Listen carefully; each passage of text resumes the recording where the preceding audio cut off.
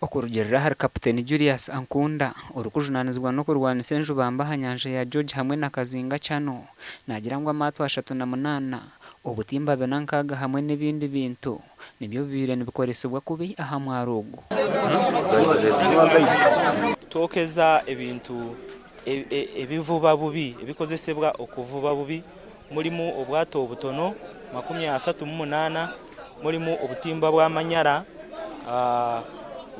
bina munkaga mulimu obutimba bwa kokota 30 mulimu na bine bi basket nets nabyo 52. Kapiteni Ankunda nagira ngo ebi byona nibyo biri kushisha nyanja habwo kugira ngo nibikwata buri cyenyanja cyone kito. Abantu banji bachagenda mu mvubambirwa kuba enamba y'abantu ku myaro esuse ku license ze bawereza abantu mukigendera cyo kulinda enyanja nayo obuzibu buli nti bo tebaroza ku cyancha bavuba ne bafuna kyebalidde rero ate ebyencha ne babyerabira. So fire yate kwata miliyoni 2 necweka okurugura osanga obutimba buri miliyoni 3 yingine kwata miliyoni 5 atosanga inata kubasa kandi okufune namba tichorobi nico kikureka bakozesa mesa dezo.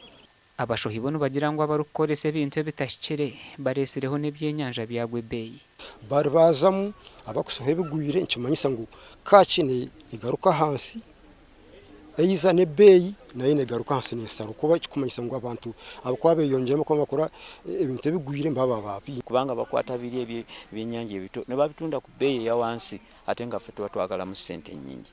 So omulimo ogwo tugusimira ddolo gukoleddwa buko kyamaato gano. Erisani bwambaro rukorre by'obushoha bwa district ya Kasese wari kugambaho na TV West nagira ngo government ekire kutekamu amani kurebeka ngo obutimba obu tubwija mu Uganda. So I urge the government to strengthen efforts at the border points to ensure that these illegal fishing equipments are not imported and they don't access the communities. Because the communities are so hungry, so long as they have access to those fishing equipments, they will take them up.